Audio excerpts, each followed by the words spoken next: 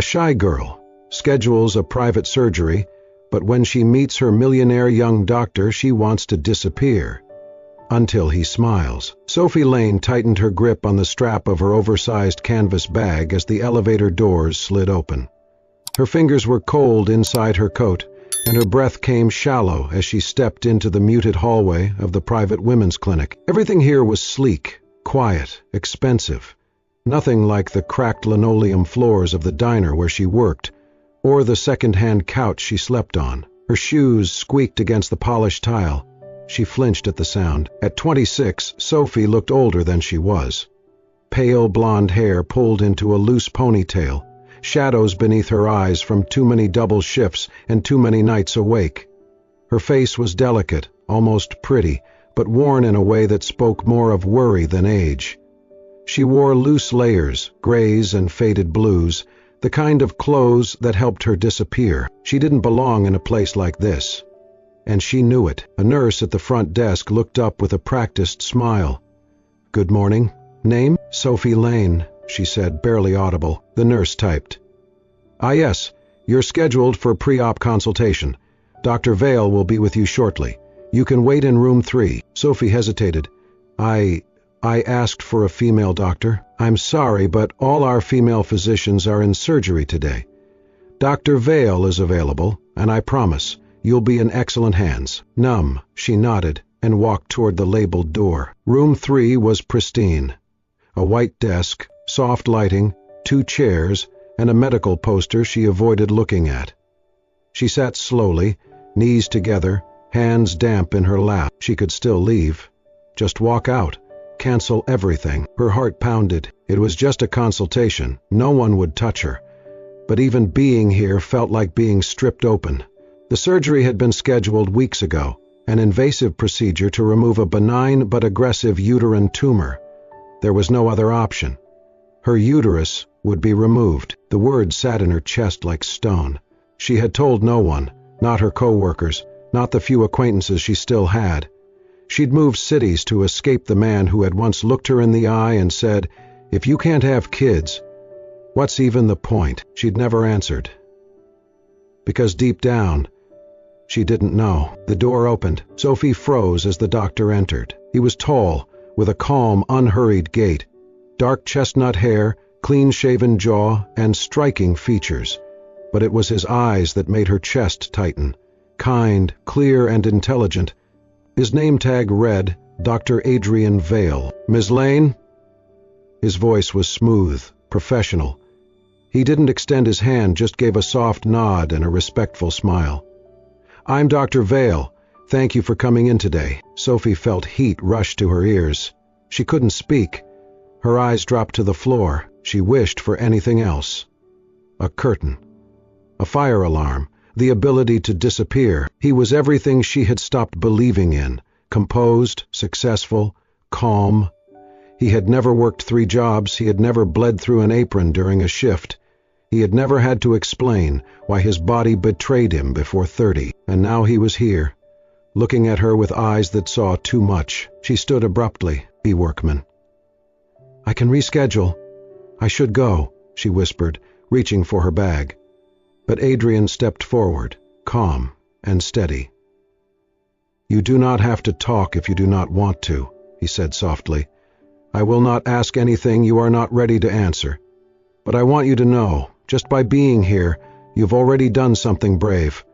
You deserve to be listened to, whenever you feel ready." His voice didn't press, it offered. Sophie stared at the floor. Something cracked, not loudly, just a tremble in her shoulders, a flood behind her eyes. She sat back down, bag forgotten beside her, and for the first time in years, she cried. Not hiding, not apologizing. Adrian said nothing. He simply sat, not with pity, not with judgment, just presence. And for the first time in a very long time, Sophie did not feel invisible. The pre-op room was too quiet. Sophie sat curled on the vinyl bench, knees drawn up, hands cradling the soft brown notebook that had followed her for 5 years.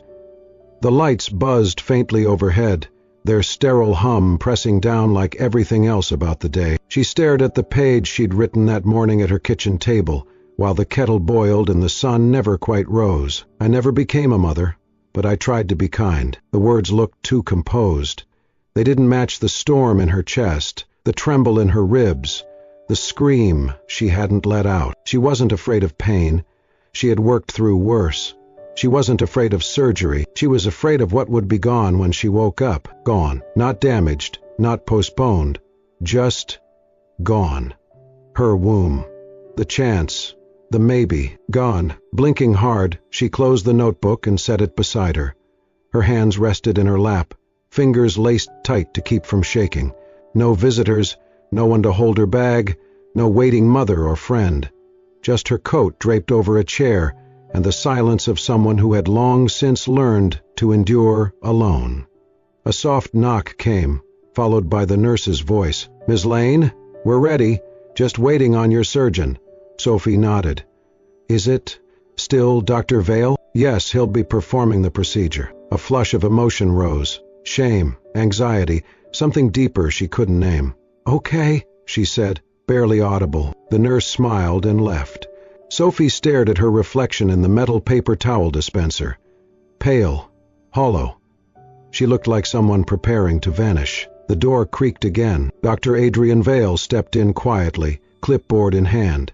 His eyes met hers. "I wanted to stop by before we moved you," he said.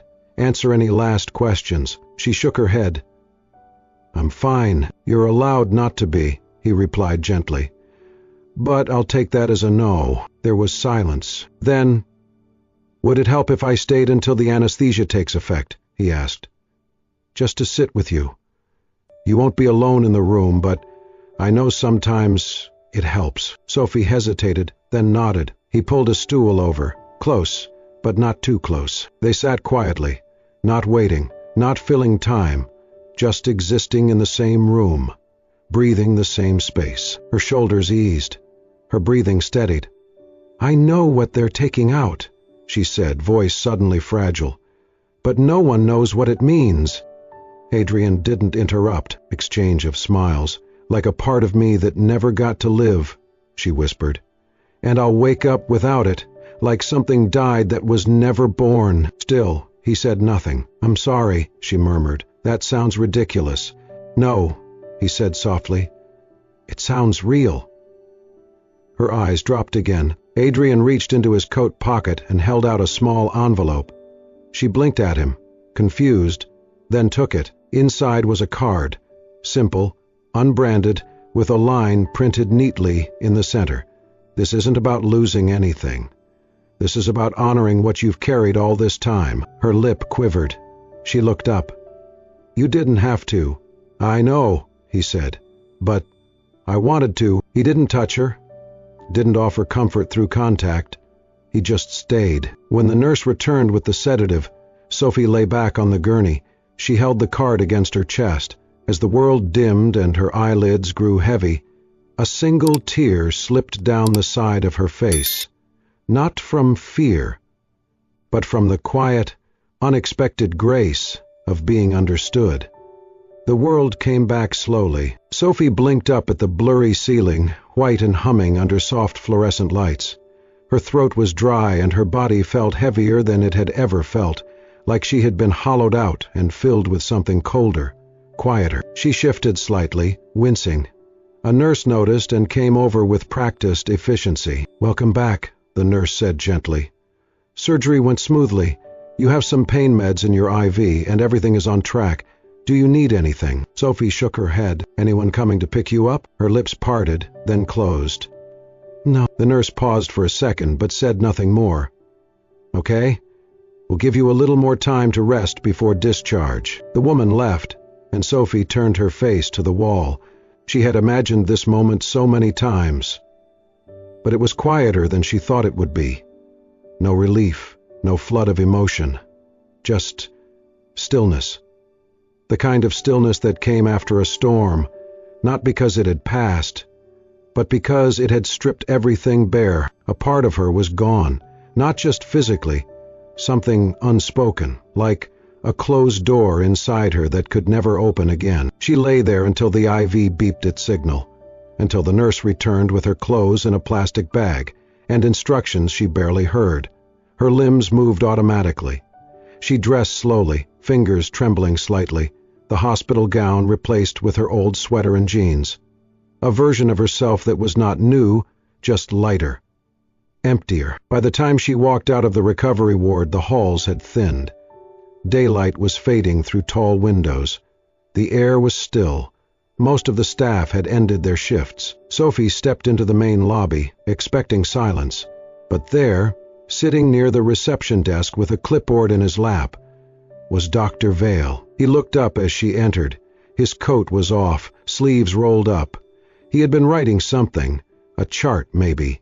He set it down when he saw her. Sophie stopped mid-step, embarrassed, caught off guard. She looked down quickly. "You did not have to wait," she said quietly. Adrian stood slowly, slipping a pen into his pocket. "I didn't have to," he replied. "But I thought you might not want to walk out alone." She hesitated. "I can call a cab," she added. "You could," he said, "but I'm already parked out front." His voice was even, calm. No pressure, no insistence, just a quiet offer. Sophie gave a tiny nod. Outside, the sky had gone lavender. His car, a modest black sedan, was parked by the curb. She climbed into the passenger seat without a word. The silence in the car was not uncomfortable. It was soft, companionable. Adrian drove carefully, hands steady on the wheel. Sophie's eyes flicked toward him once, then again, not to study him, but to wonder. His hands were clean, the nails neatly trimmed. They didn't wear jewelry, didn't fidget, just existed, with purpose, capable, sure hands, and gentle. Why would someone like him, a man with perfect posture, perfect words, perfect calm, care enough to sit in the hospital lobby and wait for her? She said nothing, but the question lodged itself in her chest. When they reached her building, a narrow walk-up with worn steps and mailboxes that clanged when opened, Sophie unbuckled her seatbelt and reached for the door. "Thank you," she said. "Really?" Adrian nodded once. "Of course." She got out, walked toward the entrance. Her legs felt heavier than they had earlier. Inside, she reached her apartment and turned on the lights. The room looked the same, tiny, tidy, impersonal. But tonight it felt different, as if she were stepping into it as someone else. On instinct, she walked to the window and pulled the curtains slightly aside. And there, across the street, his car was still there. Adrian Vale, sitting in the driver's seat, engine running, low and steady. He wasn't looking at his phone, wasn't driving away. He was looking up, at her window, not expectantly, not possessively, just waiting, making sure the light came on, that she had made it, that she was safe. Sophie let the curtain fall gently back into place. Her heart moved in her chest, not quickly, but deliberately. Not with fear, with something else. Not quite love, not yet, but something that felt like the absence of loneliness. The clinic felt different now, not safer, not warmer, just less foreign. Sophie sat in the small consultation room again, this time wearing a pale blue sweater and jeans instead of the oversized clothes she used to hide in. Her posture was still guarded, shoulders slightly hunched, arms close to her sides, but her eyes didn't dart around the room like they used to. They rested on the notepad in her hands. She was waiting for her post-op follow-up. A gentle knock came at the door. "Come in," she said softly. It wasn't Adrian yet. A nurse stepped in, mid-30s, tired but kind, with a lingering cough that didn't seem to want to leave. Sophie smiled and reached into her canvas tote bag. "I brought you something," she said, a little nervous. The nurse blinked, surprised. "Oh?" Sophie held out a small muslin pouch tied with a string. "It's a homemade herbal tea mix. Thyme, licorice root, marshmallow leaf. It helps with dry coughs. I read about it, and I thought of you." The nurse looked touched. "That's so kind. Thank you, Sophie." The moment was simple, barely anything at all, but Adrian saw it. He had been walking past the half-open door, reviewing a chart, when he caught the exchange. He didn't interrupt, just watched quietly, the corners of his mouth tilting into something soft, unspoken. Later, when Sophie was in the exam room, he stepped in. "Hi again," he said. She nodded, almost smiled. He gestured to the notebook on her lap. "May I?" She hesitated, glancing down at the worn cover. It wasn't a diary, not exactly. Just a place where she tracked her healing, her physical sensations, her moods. But between the scribbled temperatures and pain levels were scattered sentences that said more than she meant to. Still, she handed it over. Adrian sat across from her and opened the notebook, flipping through the latest pages slowly, reading in silence. His face didn't change.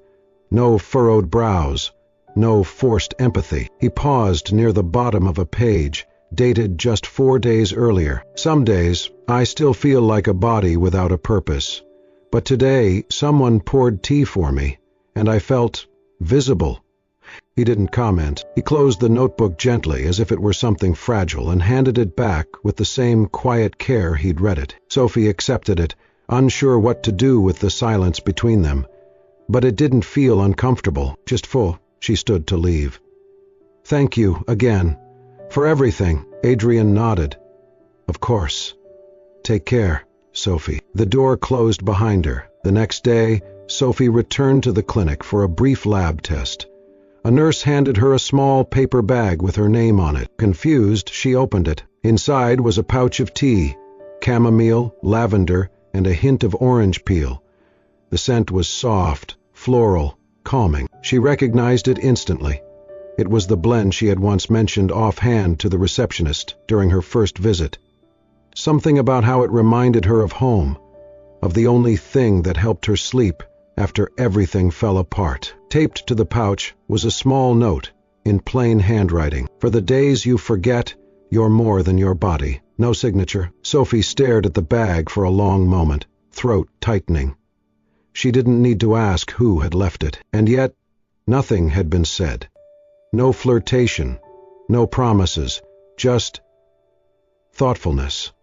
Intelligent, precise, quiet thoughtfulness. It wasn't pity, that much she knew, but it was something else. She took the tea home that night, steeped it, sat with it in both hands, and felt, just for a moment, not broken, not less, just visible. It began with a photo, blurry, grainy, shot from a distance, likely with a phone camera through a car window. It showed Dr. Adrian Vale, unmistakable even in shadow, sitting in his sedan. In the passenger seat, a young blonde woman, her face turned slightly away, gaze lowered. The caption read, "Up OBGYN caught with patient, anonymous tip, suggests inappropriate relationship at elite women's clinic." The blog post came from a niche medical gossip site, the kind that spun rumors for clicks. But it spread fast, too fast. By the end of the day, Sophie's world had changed again. She didn't even see it first. A friend from the diner texted her the link. Then came another, and another. "Ha! Is this you? Oh my God, Sophie, what the hell?" The messages piled up like wreckage. She clicked the article, saw the comments, the speculation, the assumptions. No one had proof, but no one cared. People called her desperate, a manipulator, a sob story who seduced her surgeon for comfort or clout. There were worse words, too, words that made her stomach churn and her palms sweat. One comment repeated over and over. "Some women will use anything to get a rich man, even their own diagnosis." Sophie sat in her apartment, shaking. The worst part wasn't the accusations. It was how easy they were to believe. How little effort it took for the world to decide she was less. Again. She opened her laptop to delete her social media profiles, but it was already too late. Her full name had been shared in one of the comment threads. Her job. Someone had even found a picture from her high school yearbook. All it had taken was one photo of her, sitting quietly in a car, just existing. That afternoon, at the Medical Foundation board meeting, Adrian faced his own reckoning. A senior executive from the funding committee approached him with a folder of printouts. "We are not accusing you of misconduct," the man said flatly, "but optics matter, and this is unfortunate." Adrian remained still. "She is a former patient. It doesn't matter if she's a current or past patient. The public thinks you're involved with someone vulnerable, that you crossed a line.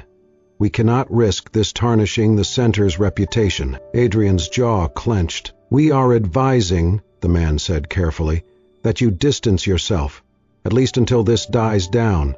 If you don't—" "I know," Adrian interrupted quietly. "You'll pull the funding." Sophie never responded to any of the messages that flooded her inbox that night. She didn't sleep, she didn't cry, she didn't even breathe properly. She just packed quietly, methodically. A suitcase, a coat, her small tin of tea blends. She wiped her browsing history, deleted his contact, cleared her email account. She didn't tell anyone where she was going. She had learned from experience, leaving hurt less when no one knew how to find you. By midnight, the apartment was stripped of anything personal, except for one thing, a message. She opened her phone and typed the words carefully, deliberately. Not rushed, not emotional. "I won't be the reason you lose everything. Thank you for letting me be seen." Even once, she sent it, then powered off her phone. Adrian was standing in his kitchen when the message came through. He had just returned from the meeting, still in his dress shirt, sleeves rolled up. The room around him was dim, the tea on the counter untouched. He read it once, and again, and again. Each time, the words echoed deeper. "Letting me be seen." His throat tightened. He grabbed his keys. 15 minutes later, he knocked on her door. No answer. He knocked again. The apartment was dark. He pressed his hand against the door frame and exhaled slowly, chest heavy. After a long pause, he stepped back and looked up at the window. The same one he had watched from his car weeks ago. No light this time, only silence. Inside, on the wall above Sophie's small bed, was a sketch she had drawn in pencil. Simple, quiet lines. No color, just form and shadow. It showed a man seated in a hospital chair, one leg crossed, reading a book beside a patient's bed, his head tilted slightly, listening. His shoulders relaxed. He wasn't touching her, wasn't leaning in. He was simply there, present. Adrian stared at it. The shape of himself reflected back in graphite. She had drawn him, not in the way tabloids described. Not the doctor, not the name, just the man who had stayed. The door opened with the turn of an old brass key, the kind that stuck slightly in the lock. Adrian stepped inside slowly, as if entering someone else's grief. Sophie's apartment was quiet, dim, and almost completely empty. The small bookshelf had been cleared. The canvas tote no longer hung on the chair. Even the thin floral curtain had been taken down, but there were still traces. On the kitchen table sat a cup, ceramic, light green, chipped slightly on the rim, with the ghost of tea still in it. The bag's string hung over the edge, dried. Chamomile. He walked over and stared at it for a long moment. She had left it behind, not by mistake. Some things were meant to stay behind. Small, ordinary artifacts of presence. The bed had been stripped bare, the floor swept. But there, on the wall above the low headboard, was something unexpected. A single sheet of paper, pinned gently with clear tape. A pencil drawing. Adrian moved closer. The lines were soft, sketched quickly, maybe late at night. But there was precision in the placement. It was him, unmistakably, sitting beside a hospital bed, legs crossed, hands resting on a book. No face details, no dramatics. Just him, as he had been, just being there. He remembered that night. He had stayed beside her after surgery. She had been asleep. He had read quietly, not wanting to leave. She had seen him. She had drawn him exactly as he was. Not heroic, not exceptional, just present.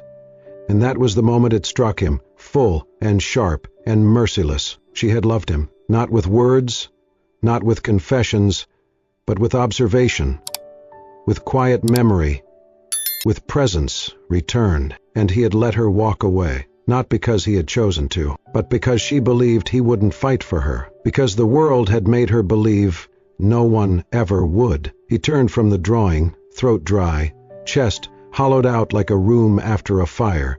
Later that evening, Adrian sat at his kitchen table, a dim lamp casting light across a surface now cluttered with silence. In front of him, a small box of things he hadn't thrown away. A crumpled package of herbal tea, the soft pouch she had once gifted to the nurse, The notebook she had shared during her post-op visit.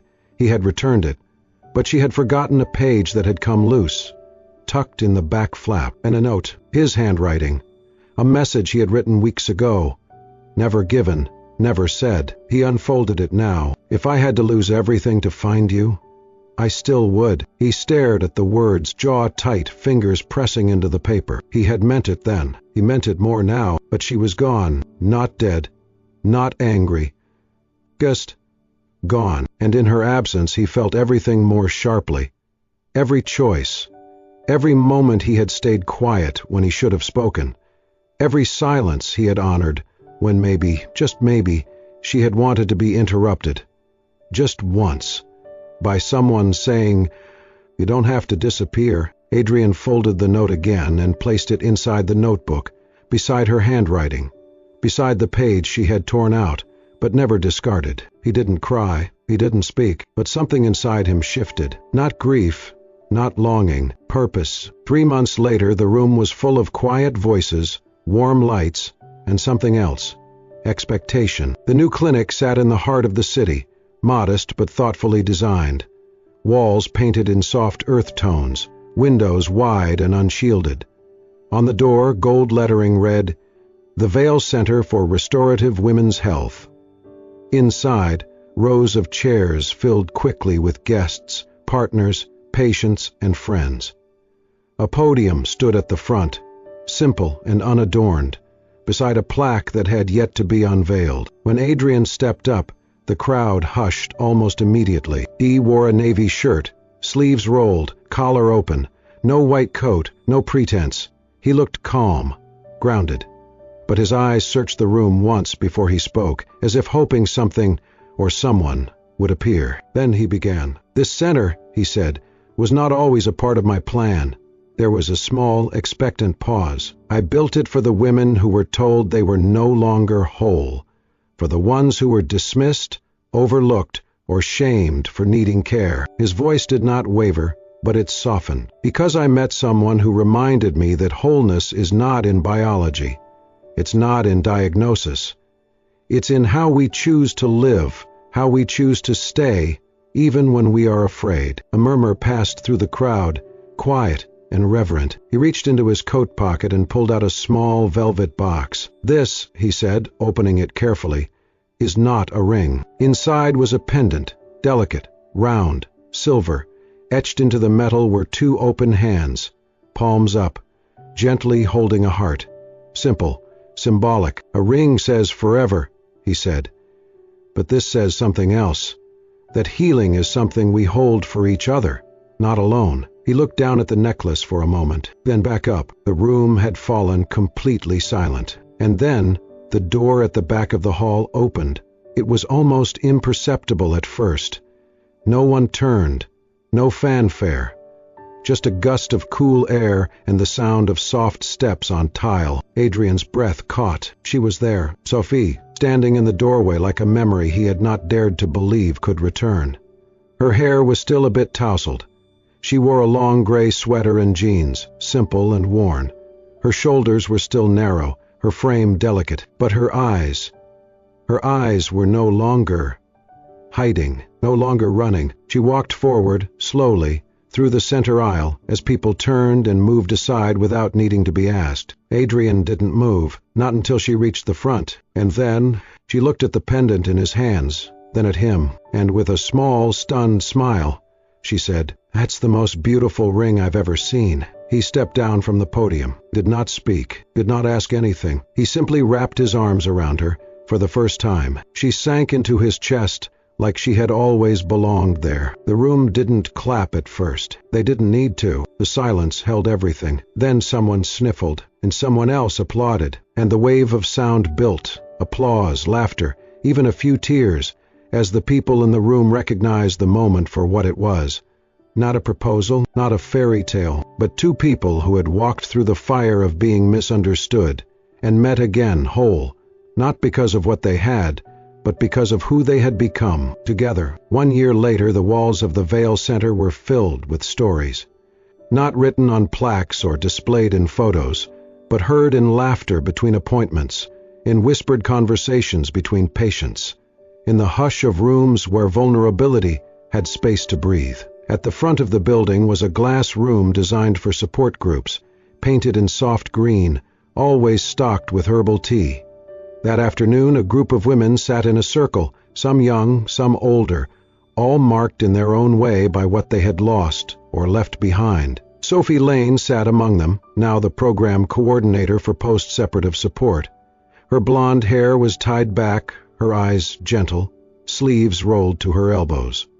She listened more than she spoke, her presence calm, anchored, like someone who had once lived in a storm but now carried the quiet after it. Across from her, a young woman fidgeted with the hem of her sweater. Her voice broke the silence. "If I can't have children, will anyone ever see me as a woman again?" The question dropped into the room like a stone. Sophie didn't answer right away. Instead, her gaze drifted to the doorway, just for a moment. There, leaning silently against the frame, was Adrian. He did not interrupt, he never did. In his hand, a paper bag. Fresh chamomile and lavender tea from the local co-op. The same blend Sophie used to bring. She smiled, almost imperceptibly, then turned back to the circle. Her voice was soft, but certain. "They don't need to call you a woman," she said. "They don't need to define what you are." She paused, took a breath. "Just be yourself, and when the right people show up, they won't try to fix you. They'll stay. That's what matters. That they choose to stay." Silence again. This time, healing. The girl nodded, her eyes wet but not broken. And across the room, Adrian set down the tea bag gently at the edge of the table, where Sophie would find it later. He did not need to say anything. He had already said enough. That evening, the three of them sat around a low table near the clinic's back garden. The sun was setting, coloring the sky in soft pinks and golds. Sophie poured 3 cups of tea, one for herself, one for Adrian, and one for the small boy in his lap, curious, bright-eyed and 4 years old. Their son, adopted 6 months earlier. No shared DNA, no matching faces, just shared days, shared bedtime stories, spilled cereal, early morning giggles. He reached for his cup with both tiny hands. "Hot," Sophie warned gently. He stuck his tongue out in dramatic disapproval, and Adrian laughed, pressing a kiss to the top of his head. They didn't need to say they were a family. They just were, and the way the boy called Sophie Mama when he was sleepy, and Mama Sophie when he was not, in the way Adrian instinctively reached for Sophie's hand when the boy tumbled toward the grass.